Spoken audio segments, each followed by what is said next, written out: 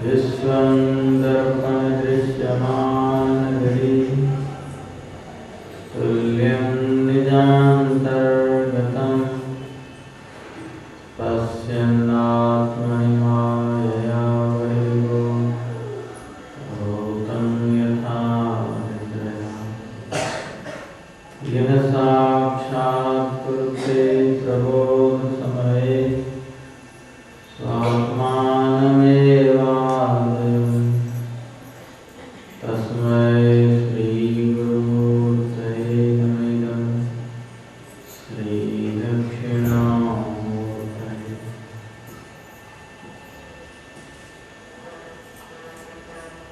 सम्माननीय साधु उपस्थित सत्संग प्रेमी सज्जन वृंद, माताओं तथा बहनों,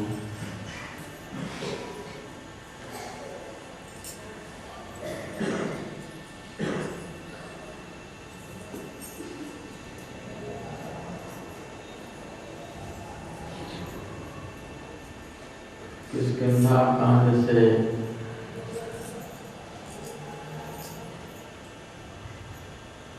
सीता हरण का प्रसंग चल रहा है।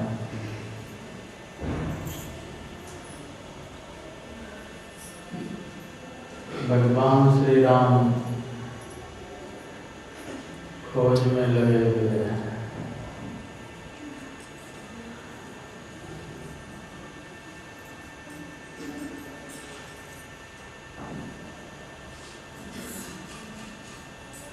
और भगवान की खोज की बड़ी ही विलक्षणता है।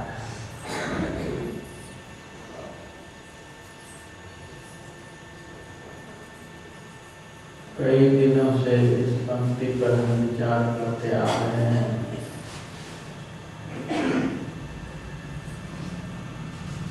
सीता साक्षात भक्ति का स्वरूप है।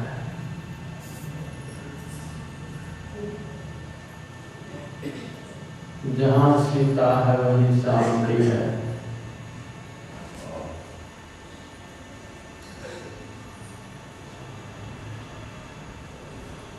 जब जनकपुरी से सीता भगवान श्री राम के साथ अयोध्या के लिए चली, महाराज जनक जी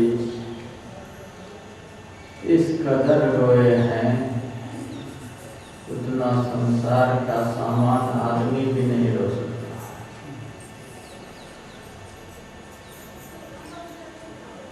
भयो विदेह विदेह विषय इतने रोए हैं। बड़े बड़े ऋषि मुनि महात्मा ब्रह्म ज्ञान सीखने के लिए जनक जी महाराज के पास जाते थे।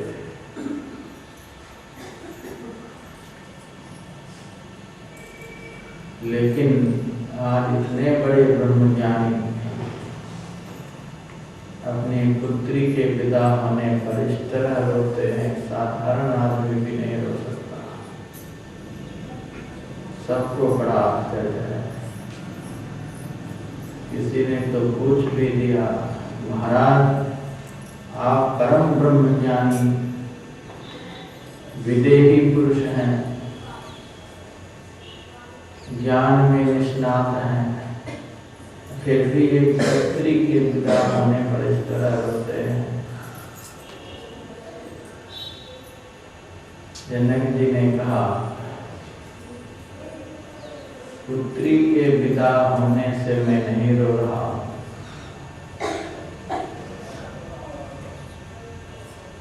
हमारे जीवन का सार सर्वस्व ही आज विदा हो रहा है। सीता आपके जीवन का सार सर्वस्व है। हाँ महाराज देखते नहीं, इस नगरी में रहने वाला पक्षी भी सीता के विदा होते समय रो रहा है। पशु भी रो रहे हैं, पौधे झुलस गए हैं। इस नगरी का सार सर्वस्व सीता है।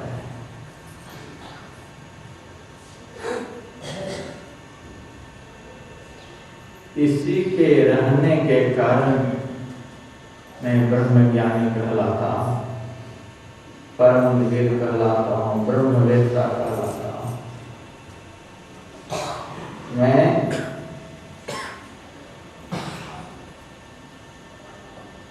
पुत्री वियोग में नहीं रो रहा हूँ, ये साक्षात भक्ति है।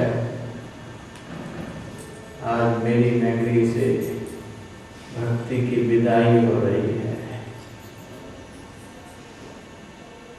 जीवन से जब भक्ति विदा होने लग जाती है तो बस जीवन में रोना ही रोना रह जाता है। बड़ा अफसोस होता है। सूक्ष्म अंश में तो सियाराम बाबू को भी गए।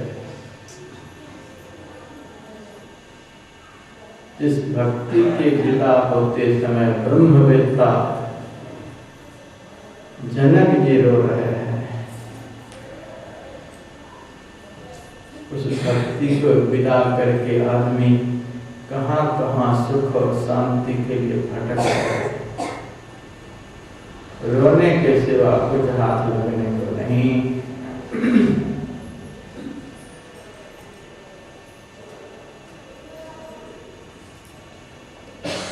जब धरती के नीचे से सीता प्रकट हुई थी,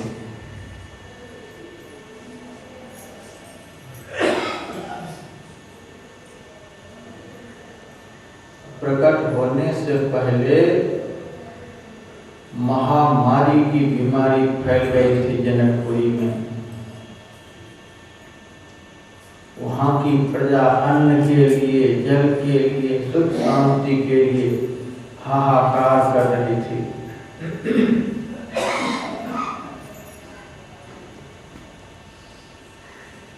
जैसे ही राजा जनक ने सोने का हल चलाया, धरती के नीचे से सीता प्रकट हुई। महामारी की बीमारी एक ही क्षण में खत्म हो गई। सारी प्रजा धन धान्य से भर गई। इतना सुख, इतनी शांति, इतना आनंद कि राजा दशरथ की संपदा की तुलना तो बड़े बड़े लोकेश्वरों के साथ दी जाती है, लेकिन महाराज जनक की सुख संपदा की तुलना किसी लोकांतरों से नहीं की गई है रामायण में। सीता के जन्म होने से, सीता के प्रकट होने से, उसी भक्ति को प्राप्त करने के लिए हम लोग यहाँ अनुष्ठित होकर के आए हुए हैं। जिस भक्ति से वह आनंद, वह सुख, वह शांति प्राप्त होती है, जिस सुख शांति आनंद की तुलना संसार के किसी भी सुख से नहीं, किसी भी आनंद से नहीं है।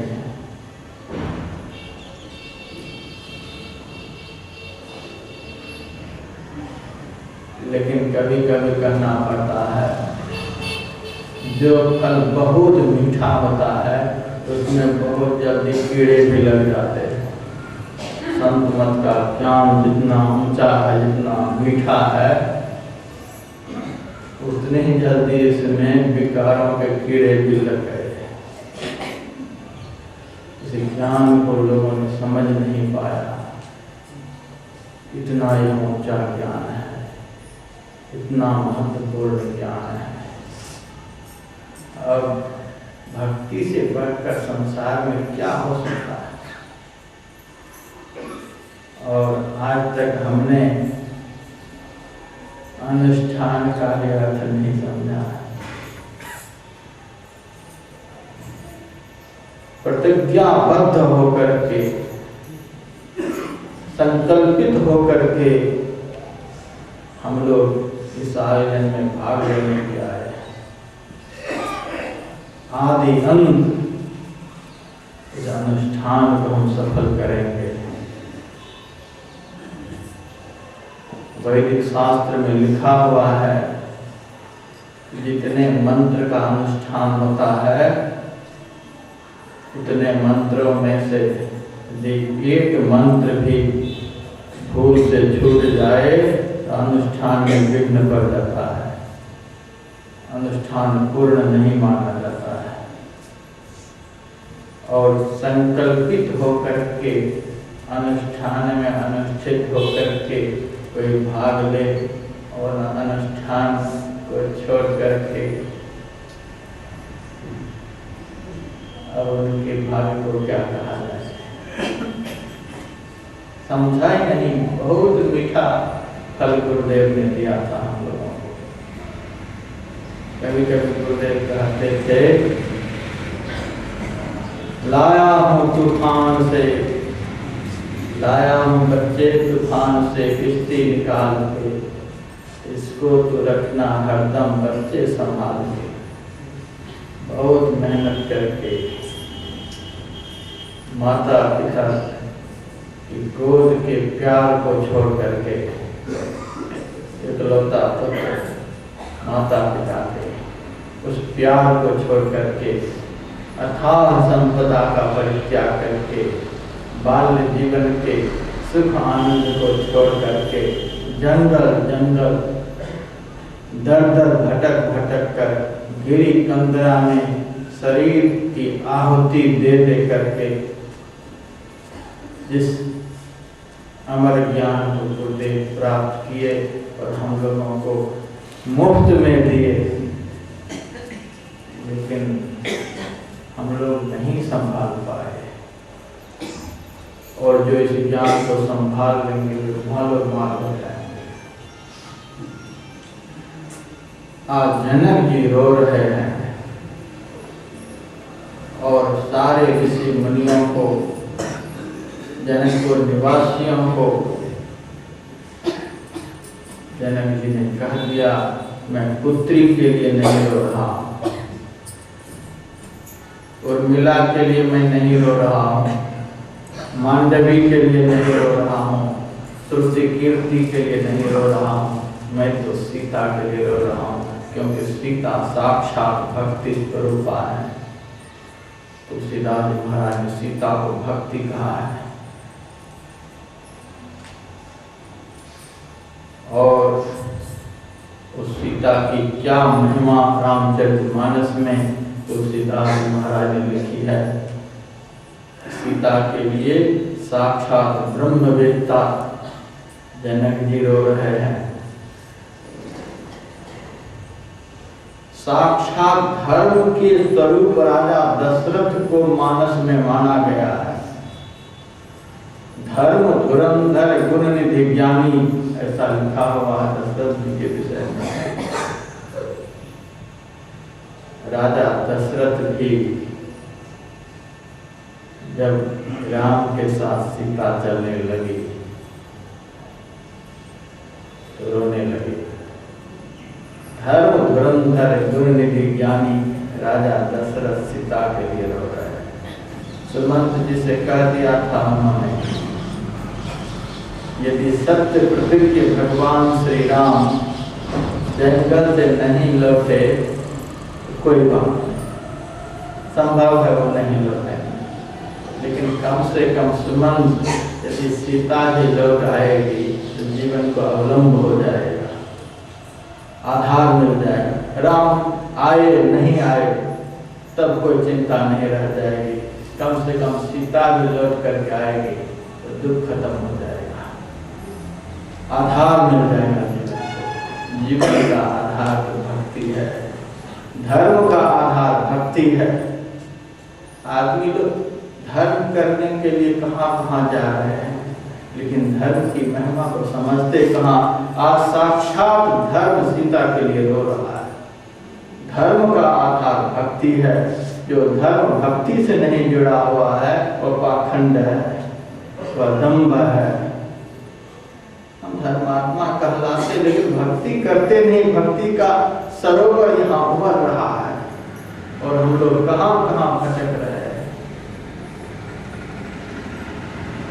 साक्षात वैराग्य के प्रतिमूर्ति जनक साक्षात वैराग्य हो रहा है भक्ति के। भक्ति के बिना वैराग्य भी अवलंब से रहित है। बिना भक्ति का वैराग्य भी किसी कीमत की नहीं। जनक रो रहे हैं, दशरथ जी रो रहे हैं। और मानस में तो यहाँ तक लिखा हुआ है कि भरत जी भी रो रहे हैं। राम के लिए तो रोए ही हैं, सीता के लिए भी भरत जी रोए हैं।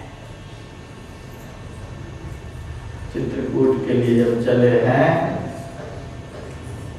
तो जहाँ जहाँ रात्रि विश्राम किए भगवान श्री राम और लक्ष्मण, निषाद रात को उस स्थान का पता बदलता है। एक रात भगवान यहाँ भी विश्राम किए थे, एक रात भगवान यहाँ भी विश्राम किए थे। कोल बिलों द्वारा पता चला दोपहर में भगवान यहाँ बैठ करके जल पिए थे। उस स्थान पर लौट करके भरत जी प्रणाम करते और रोते हैं, वहाँ की धूलि को मस्तक पर धारण करते हैं। साक्षात भक्ति ने शयन किया है। ये धरती नमन के योग्य है। और कहीं कहीं सीता के छोटे छोटे आभूषण के टुकड़े जो गिरे हुए हैं, उस टुकड़े को भरत जी जब देखते हैं तो हृदय से लगा लेते हैं, मस्तक पर धारण करते हैं। भक्ति का ये सूक्ष्मतम अंश भी यदि जीवन में मिल जाए, आदमी धन्य हो जाए। भरत क्या है? श्री राम प्रेम पीयूष पूरन भूत जन्मन भरत को, मुनि मन अगम जम नियम समदम विषम व्रत आचरित को, दुखदाह दारिद्र दंभ दूषण सुयस निस अपहरत को, कलिकाल तुलसी से सठन हटी राम सन्मुख करत को। ये है पर साक्षात प्रेम की मूर्ति भरत जी है, प्रेमावतार भरत जी है। लेकिन सीता के बिना भरत भी रो रहे हैं। भक्ति से रहित जो प्रेम है उसको आसक्ति कहते हैं। आसक्ति जीव का अच्छेद्य बंधन है। भक्ति से रहित जो प्रेम है वह बंधनदायक है। भक्ति से हीन जो प्रेम है किसी काम का नहीं। इसीलिए हम लोग प्रतिदिन गुरुदेव से मांगते हैं, प्रेम ही केवल नहीं मांगते, प्रेम और भक्ति कर दीजिए, भक्तिमय प्रेम हमको दीजिए। जो प्रेम भक्ति से संबद्ध हो, जो प्रेम भक्ति से संयुक्त हो, वह प्रेम हमें दीजिए। ये शुष्क प्रेम नहीं चाहिए। हम भक्ति करते नहीं और मंदिर में जाते हैं, कहाँ कहाँ जाते हैं, प्रेम तो करते हैं जरूर भगवान से, लेकिन ये शुष्क प्रेम है, नीरस प्रेम है। इस प्रेम से रस नहीं पैदा होगा। और भगवान से आपको प्रेम है, साथ साथ साधना भी जारी है। ये भक्ति, ये रस है, ये अमृत है, अमृत द्रव संयुतम। भक्ति अमृत द्रव है, ये रस पैदा करती है। भक्ति के बिना जो ज्ञान है वह नीरस ज्ञान है, शुष्क ज्ञान है। सारे शास्त्रों का ज्ञान हो जाए, लेकिन भक्ति यदि जीवन में नहीं, वह नीरस ज्ञान है। ज्ञान को रसमय भक्ति बनाती है। जिस ज्ञानी के पास भक्ति रूपी रस हो, वह रसमय ज्ञान है। भक्ति रस पैदा करती है, शुष्कता को मिटा करके आर्द्रता प्रदान करती है। भक्ति साक्षात प्रेम के अवतार भरत जी रो रहे हैं।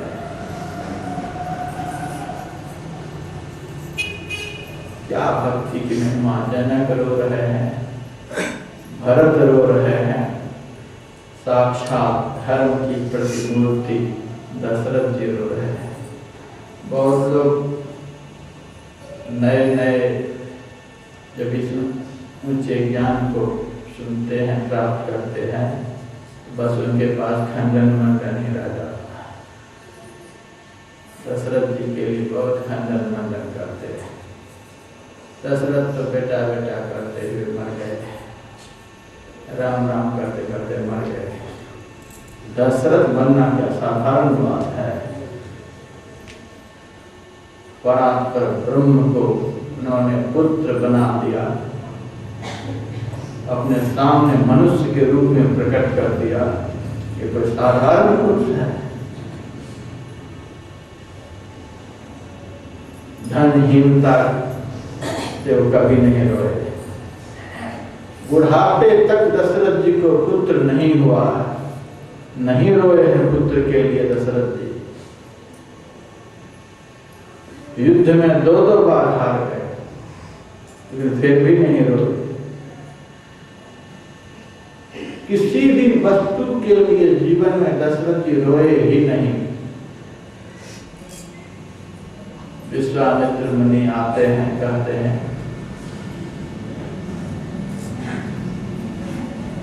महाराज, राक्षस लोग हमको बहुत सताते हैं, मैं आया हूँ आपके पास कुछ मांगने के लिए। महाराज जो आदेश हो। उन्होंने जैसे कहा राम को देखो, ऐसे रोने लग गए। हमारे पास 2 अक्षर के जितने भी पदार्थ हैं सब ले लो महाराज। राम में 2 अक्षर है, 2 अक्षर वाला जितना पदार्थ है सब ले लो। शरीर को देह बोलते हैं, 2 अक्षर का देह ले लो।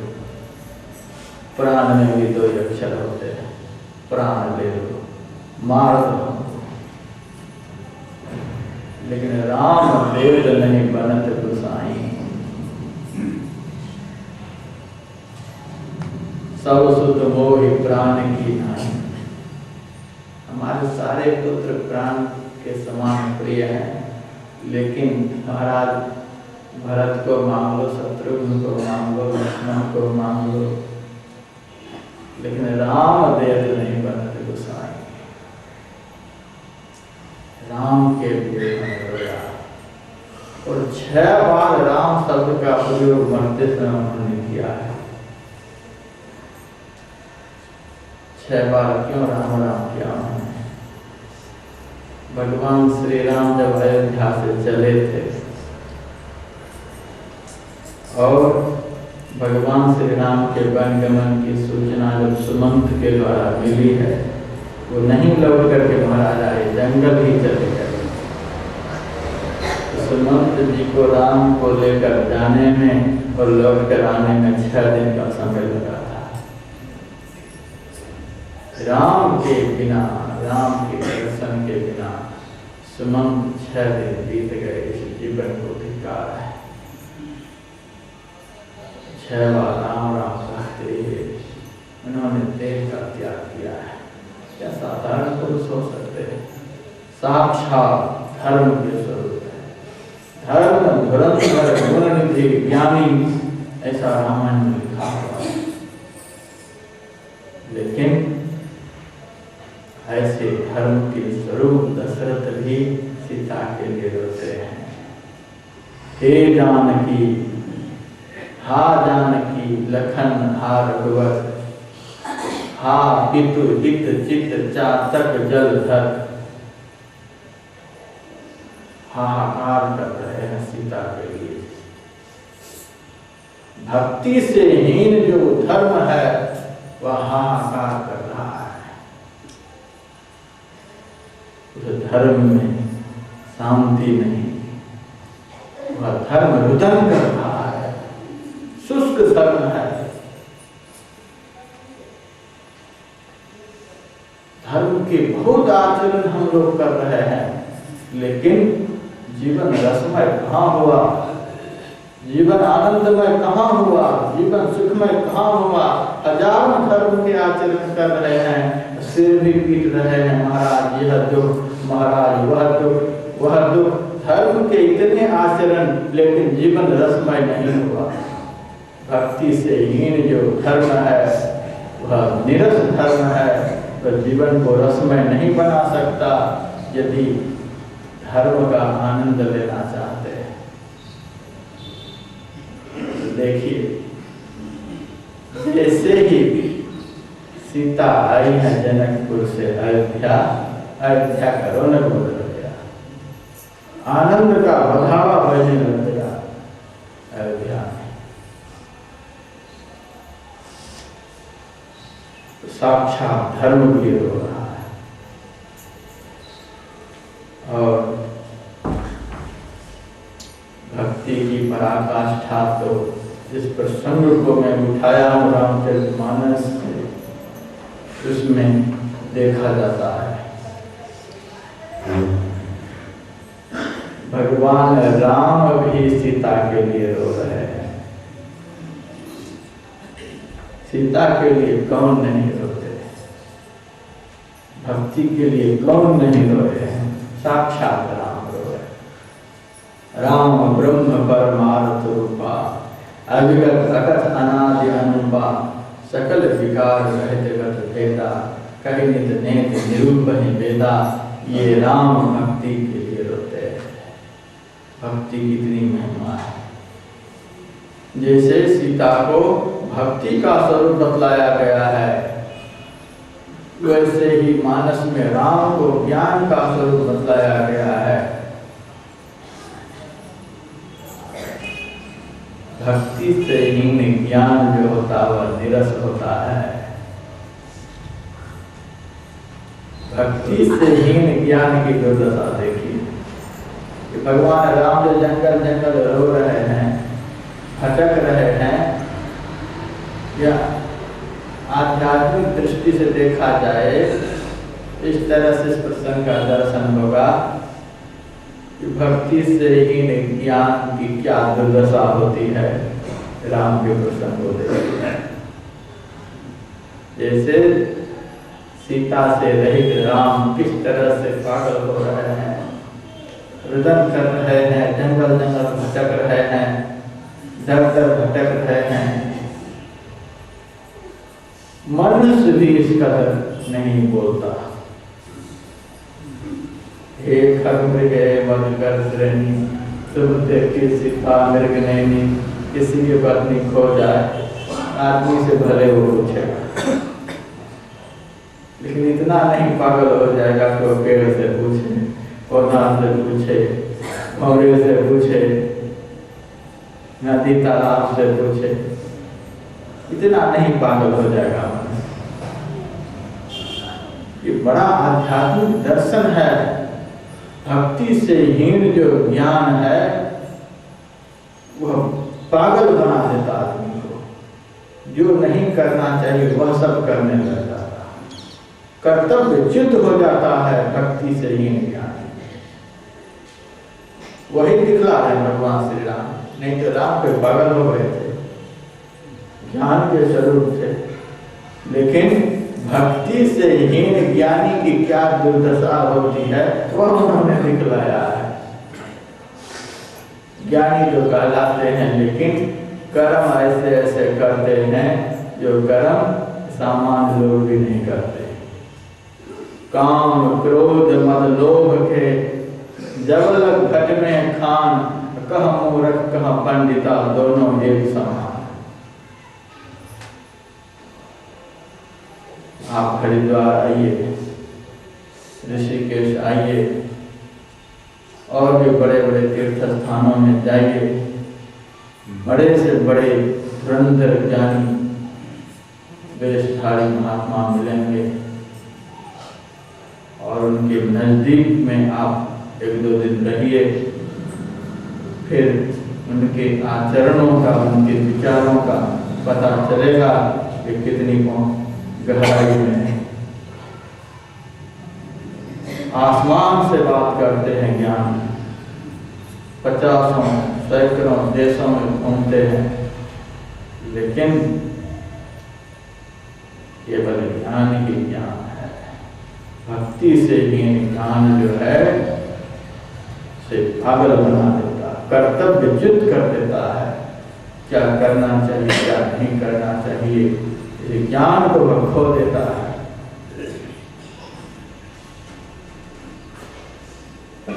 जगत गुरु शंकराचार्य से किसी ने पूछा,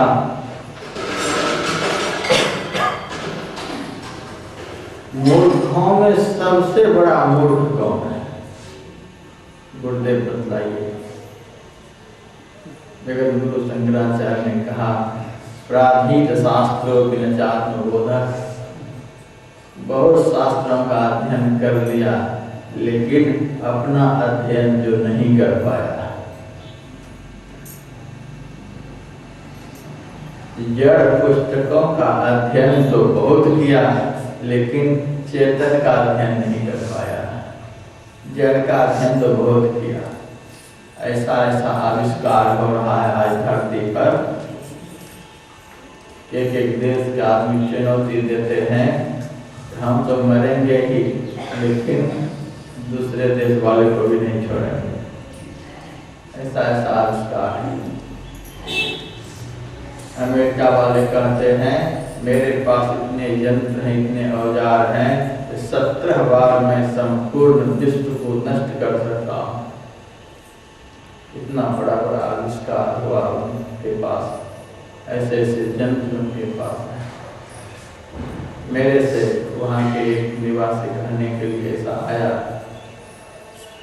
ऐसा हमारे देश में है।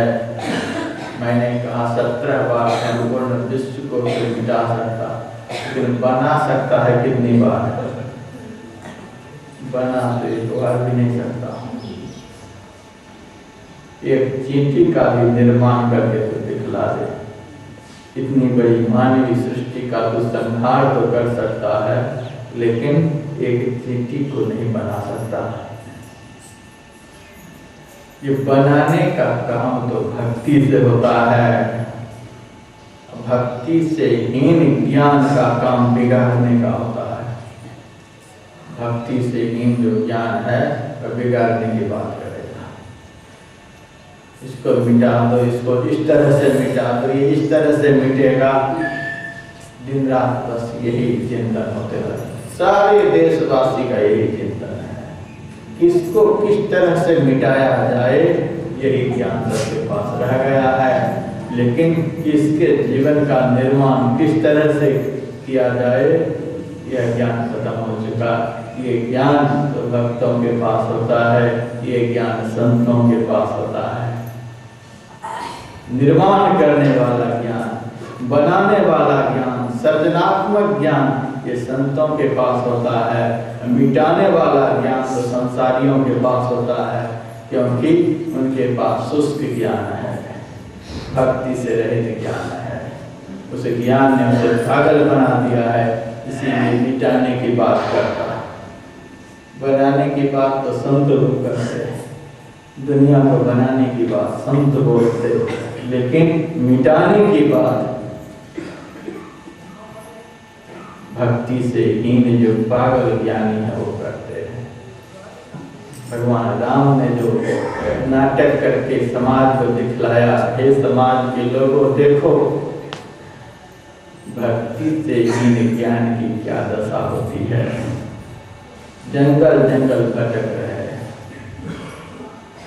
ज्ञान बहुत हो गया है, वहाँ जाओ दर्शन हो जाएगा, वहाँ जाओ दर्शन हो जाएगा, वहाँ जाओ यह मिल जाएगा, वहाँ जाओ वह मिल जाएगा, वहाँ जाओ वह मिल जाएगा, यह दान करो यह फल मिल जाएगा, वह दान करो वह फल मिल जाएगा, वह दान करो वह फल मिल जाएगा। दुनिया भर का ज्ञान शास्त्रों से सीख लिया, लेकिन शांति मिली ही नहीं। भटक रहे हैं शास्त्रीय ज्ञान को पढ़ पढ़ के। ब्रह्म ज्ञान का उपदेश देने के लिए उद्धव जी गए ब्रजवासियों को। सारी गोपियां खड़ी हो गई चारों तरफ से घेर कर उद्धव जी को कृष्ण का समाचार पूछने लगी, और पूछते पूछते जोर जोर से रोने लगी। उद्धव जी ने कहा कि पगली क्यों रो रही है? कृष्ण क्या साधारण पुरुष हैं? सृष्टि करता है, पालन करता है, श्रृंगार करता है, जगत के निमित्त और उपादान दोनों कारण भगवान श्री कृष्ण हैं। वो घट वासी हैं, सबके अंदर और बाहर निवास करते हैं। सगुण साकार रूप से वे यहाँ से चले गए हैं, मथुरा में अवस्थित हैं, लेकिन निर्गुण स्वरूप से वो कण कण में पर्याप्त हैं। उस स्वरूप का चिंतन करो गोपी, क्यों रोती हो? गोपियों का जा उठाओ, ब्रह्म ज्ञान का उपदेश देने के लिए आया। उधो मन न भय 10-20, एक हुतो सो गयो श्याम संग, को आराध है ईश, उधो मन न भय 10-20। ए उद्धव 10-20 मन नहीं होते, तुम्हारे पास 10-20 मन है, इसीलिए किसी मन से ज्ञान की बात करते हो, किसी मन से वैराग्य की बात करते हो, किसी मन से परमात्मा घट में व्यापक है यह ज्ञान बतलाते हो। लेकिन मेरे पास तो उधो एक ही मन है। उस मन को तो उसी दिन मैंने कृष्ण के साथ लगा दिया जिस दिन वो ब्रज से मथुरा जा रहे थे। मेरे पास तो मन है ही नहीं तो तुम्हारे ब्रह्म ज्ञान की बातों को सुनिए। मेरा मन तो सदैव श्री कृष्ण के साथ रमन कर रहा है, और मेरा मन जो सतत श्री कृष्ण के साथ रमन कर रहा है, उसी का प्रतिफल है कि अब संसार में कुछ अच्छा नहीं लगता। अब दिन रात उनके लिए रोती रहती हूँ। रोना आता है तुमको? बहुत बड़े ज्ञानी कहलाते हो। ये रोना क्या है? भक्ति करते करते जब भक्ति फलवती होती है तब आंख से आंसू निकलती है। विषयों की धधकती आग में हम बैठे हुए हैं, इसीलिए प्रेम का स्रोत, प्रेम का प्रवाह अंतःकरण से सूख गया है। भक्ति करते करते जब भक्ति फलवती होती है, भक्ति का फल ही आंसू है।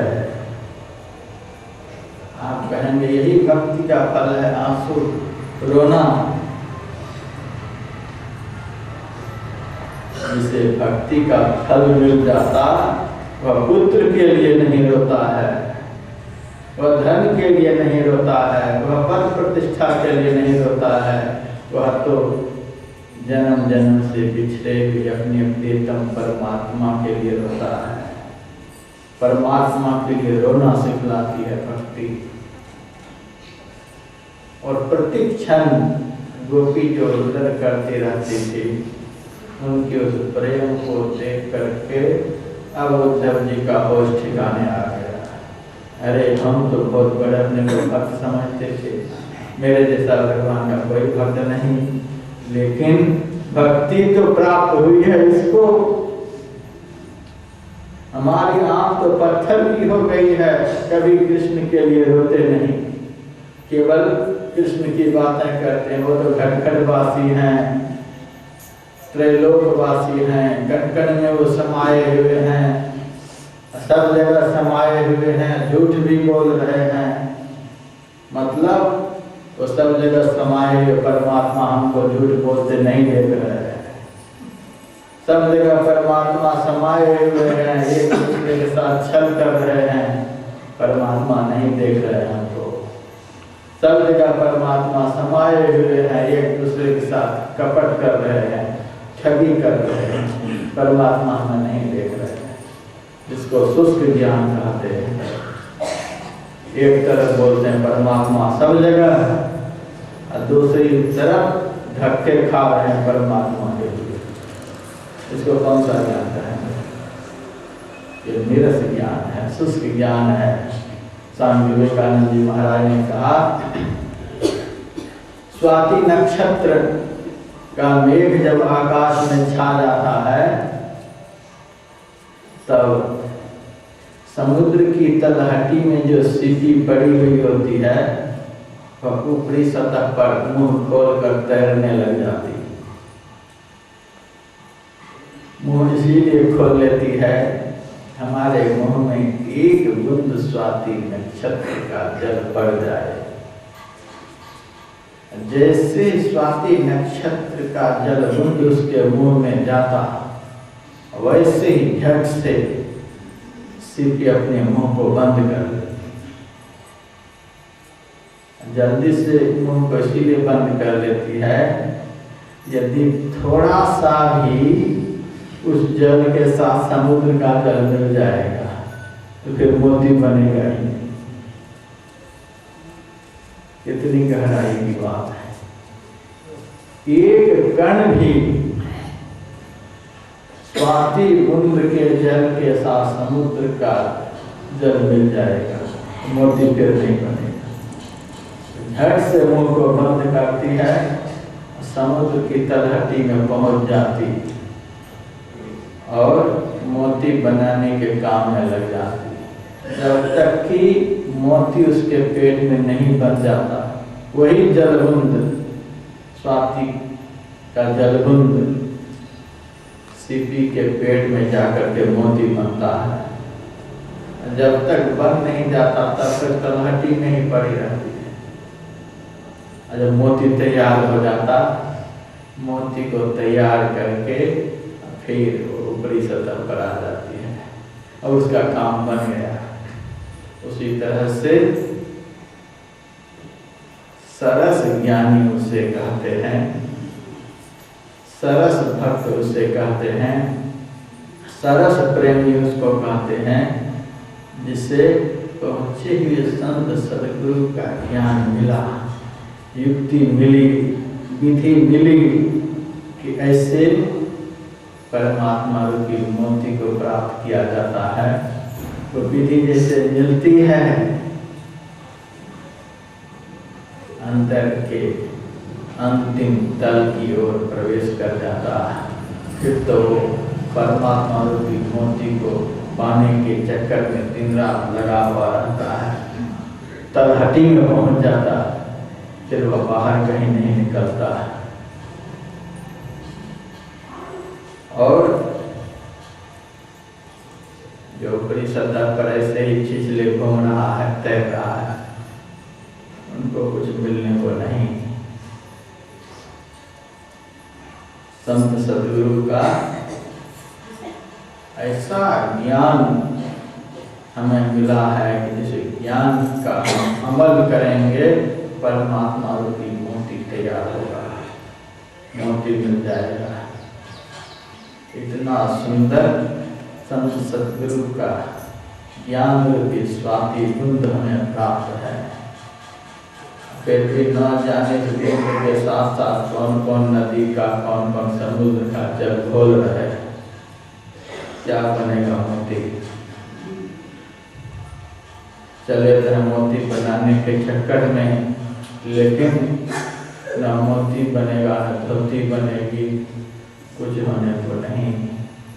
ऐसे जैसे मुंह फैलाए मिश्रित जल वाली सीपी समुद्र के ऊपरी सतह पर तैरती रहती है, तरंगित होती रहती है, ऐसे ही सुख और शांति के लिए मुंह फैलाए इस दुनिया से चले जाएंगे, कुछ नहीं मिलेगा।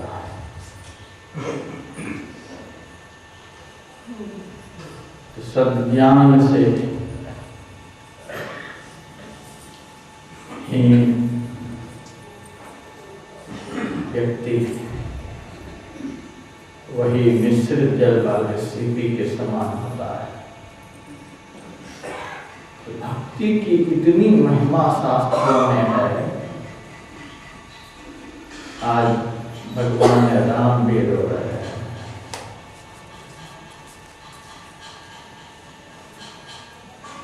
और साथ में लक्ष्मण जी भी रो रहे हैं।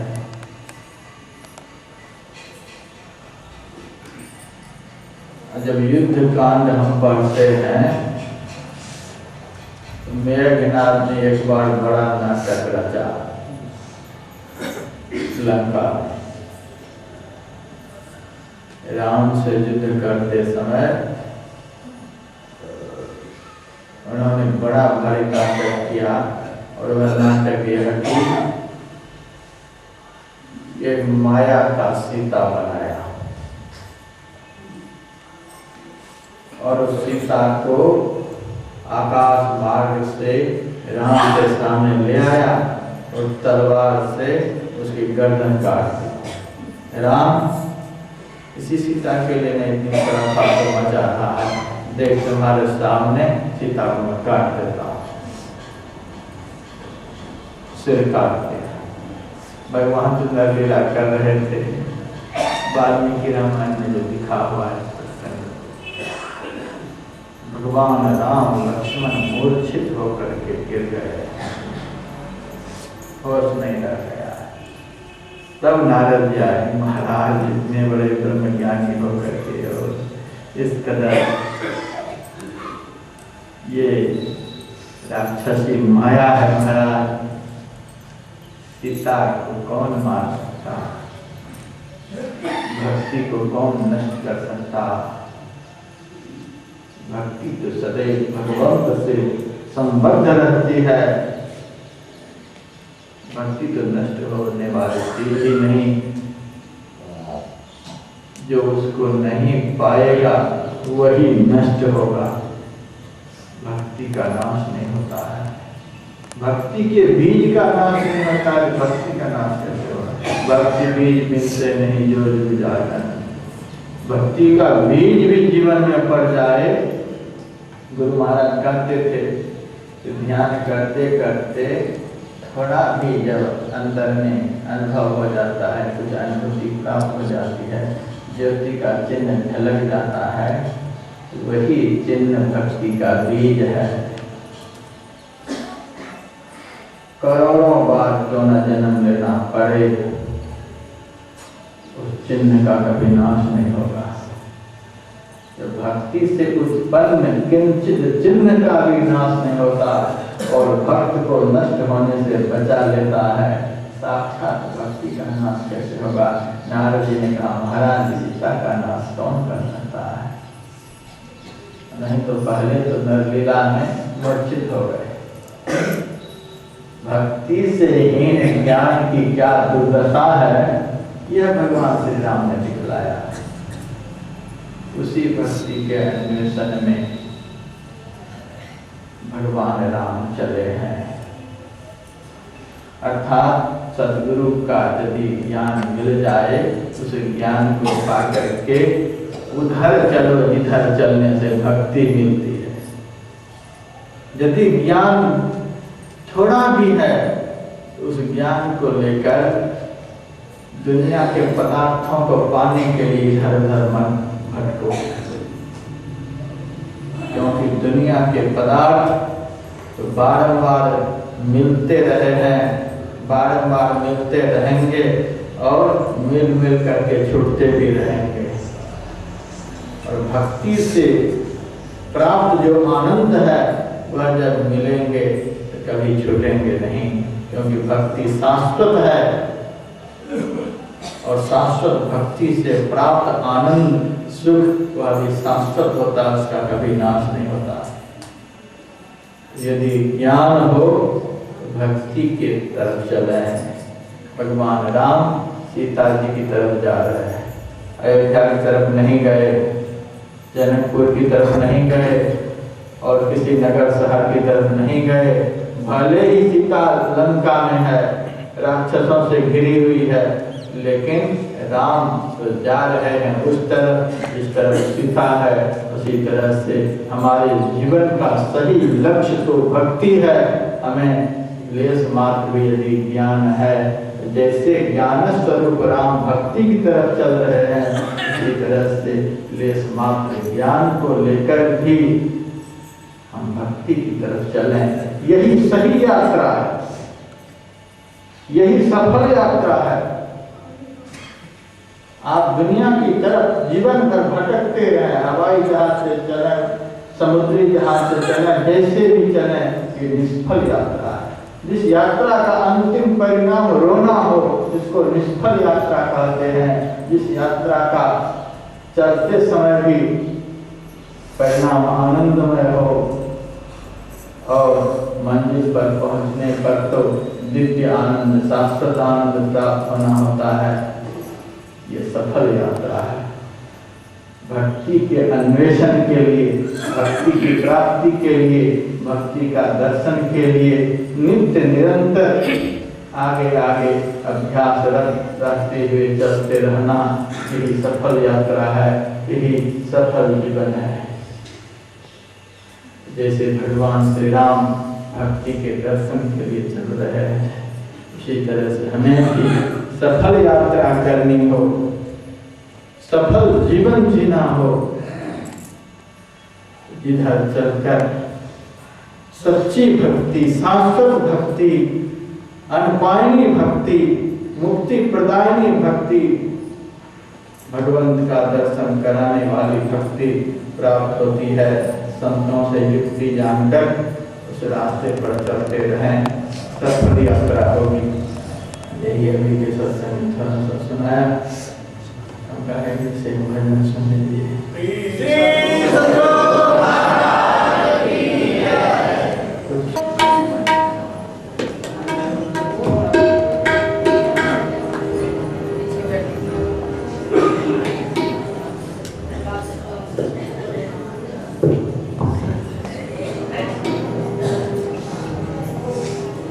श्री सद्गुरु महाराज की जय, श्री सद्गुरु महाराज की जय, श्री सद्गुरु महाराज की जय।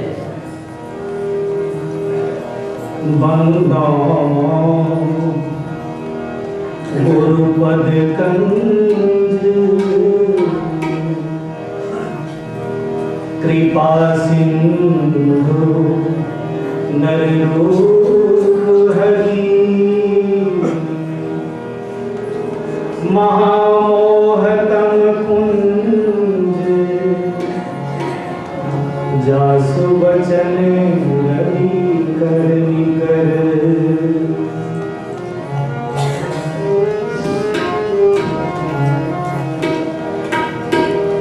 हरि दर्शन की प्यासी अखियां, हरि दर्शन की प्यासी, हरि दर्शन की प्यासी अखियां, हरि दर्शन की प्यासी, हरि दर्शन की प्यासी अखियां, हरि दर्शन की प्यासी। देखो चाहती कमल नयन को, देखो चाहती कमल नयन को, निश दिन रहते उदासी, निश दिन रहते उदासी रखिया,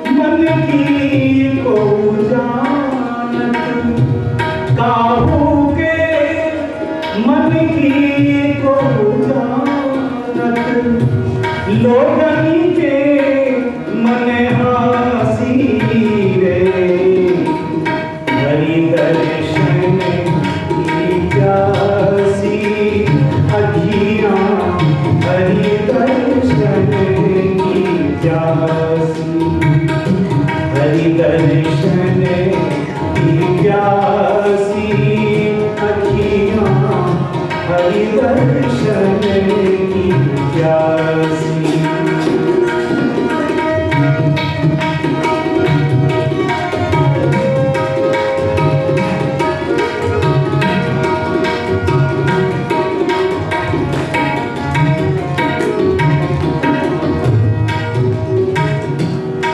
केसरी तिलक मोतिन के माला, वृंदावन के बासी,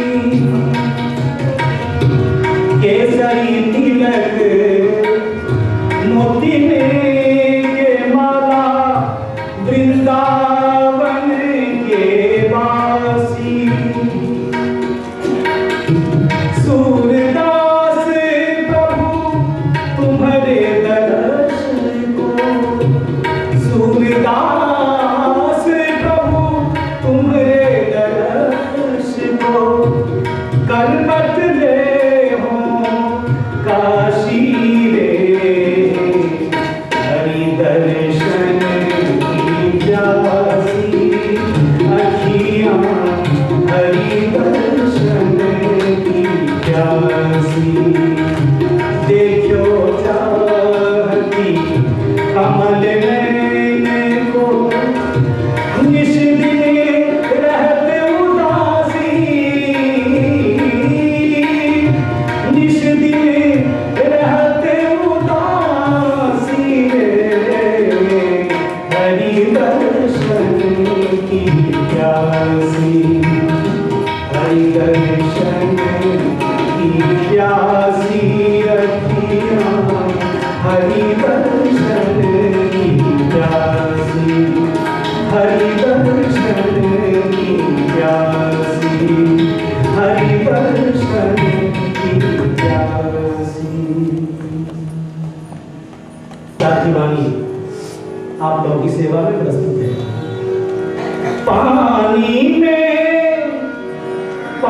नींद पियासी रे मोहे, सुनी सुनी आवत हासी, सुनी सुनी आवत हासी। पानी में नींद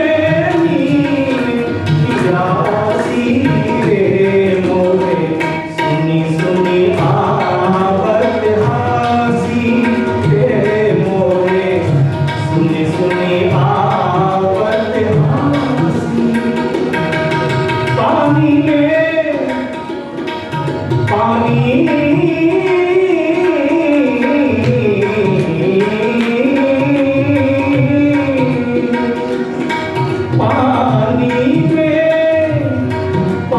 नींद पियासी रे मोहे, सुनी सुनी आवत हासी रे मोहे, सुनी सुनी आवत हासी।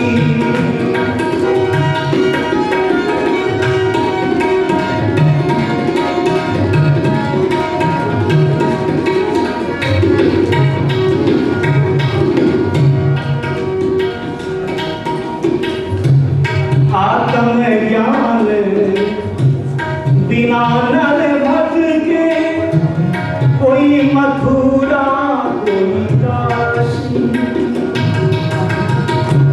आत्म ज्ञान बिना नर भट के, कोई मथुरा कोई काशी।